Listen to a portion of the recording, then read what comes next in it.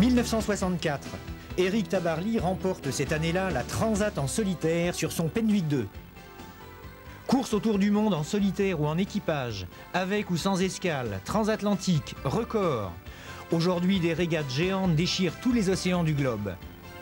En une vingtaine d'années, les voiliers sont sortis du domaine de l'empirisme pour devenir des merveilles de technologie. En une vingtaine d'années, les hommes ont appris à naviguer plus vite et plus loin. Un des acteurs essentiels de cette révolution, Éric Tabarly. De Penduic en Penduic, il a changé le visage de la course au large.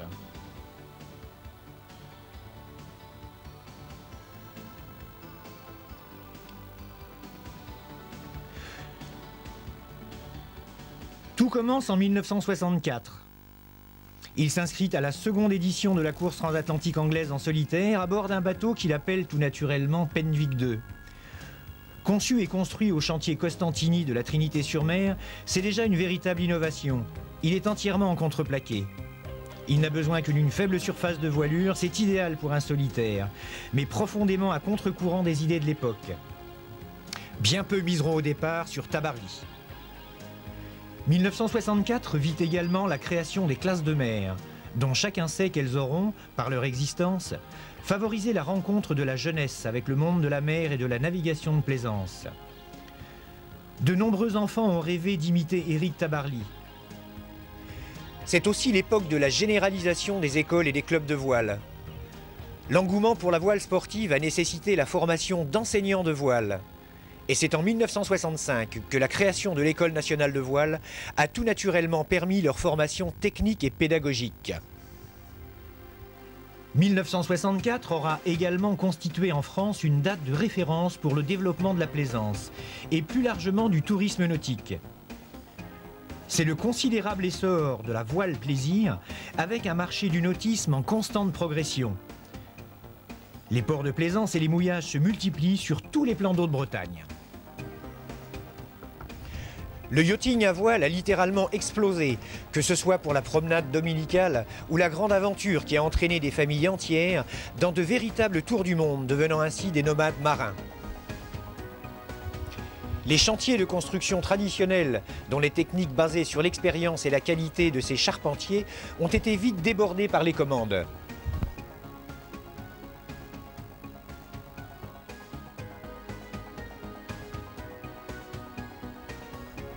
La conception des voiles et leur fabrication a changé aussi.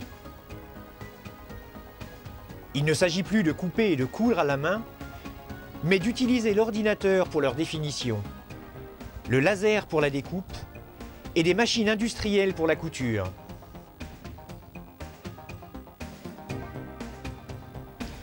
« 1964 marque aussi quelque part le démarrage d'une certaine forme de développement économique de la Bretagne. L'agriculture et la pêche cèdent peu à peu le pas à des activités industrielles de pointe.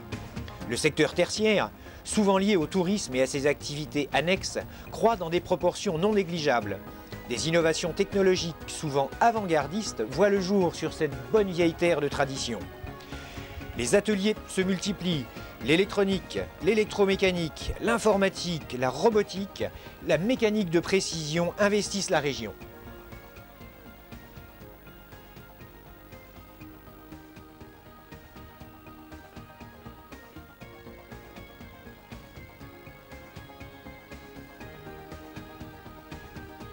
Les matériaux composites ultramodernes, Kevlar, carbone, issus de la recherche la plus avancée, font leur apparition dans la construction des bateaux de plaisance.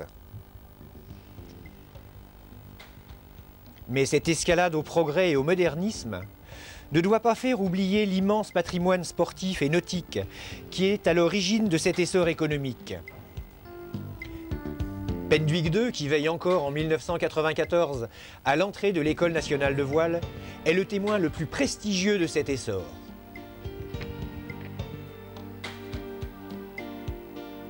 Pour les NV, restaurer le Penduic, c'est conserver un élément irremplaçable de notre patrimoine maritime, culturel et sportif.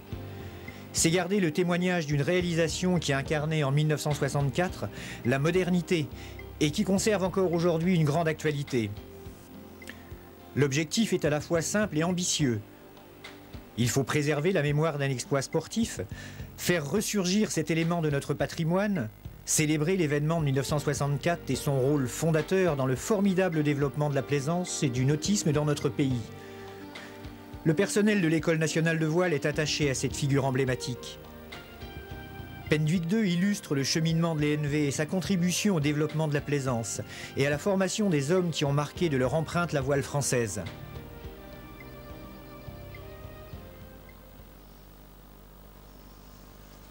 C'était l'hiver 64, oui, puisque le bateau a été mis à l'eau en juin, si mes souvenirs sont bons, fin mai, début juin. Alors. La mise à l'eau. Mais avant, il y avait eu des contacts avec Tabarly?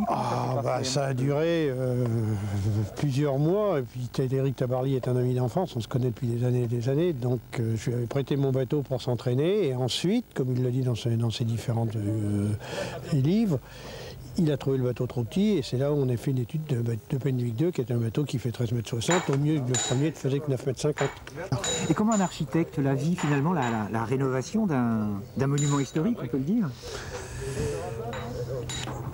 C'est très difficile à répondre, ça me fait très plaisir de le voir remettre en état. D'un autre côté, je regrette qu'on l'ait abandonné autant pendant un certain nombre d'années, parce qu'on va avoir beaucoup de travaux de remise en état, beaucoup plus importants que... Oui.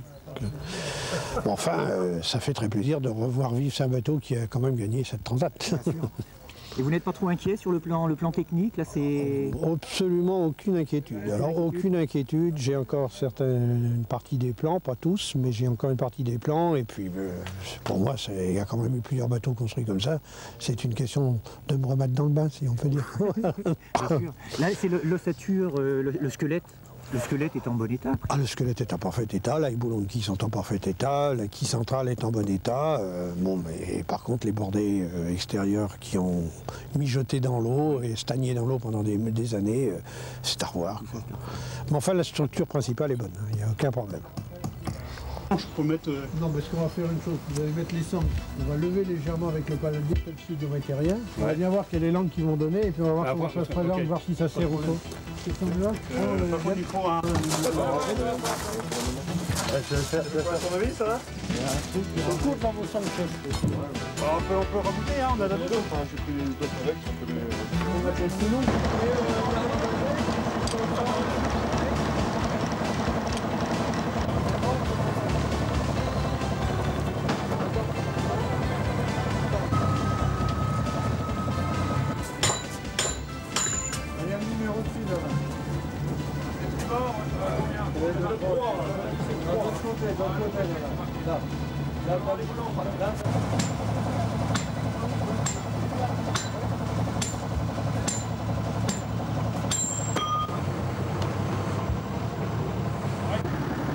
C'est pas le truc à demi-tonnerre?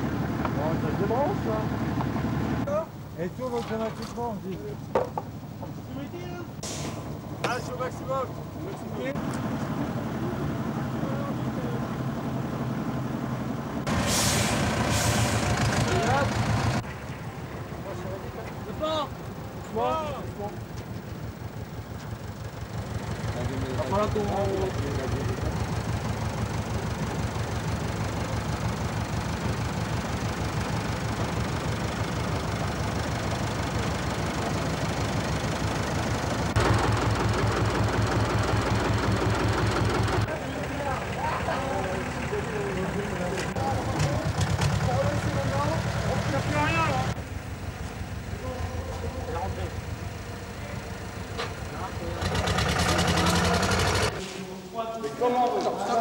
Pivoterai, Je crois que c'est la meilleure formule. que ça vise avec des crics. Hein.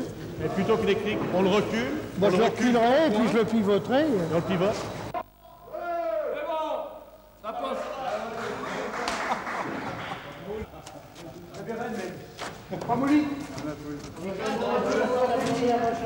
Décidément.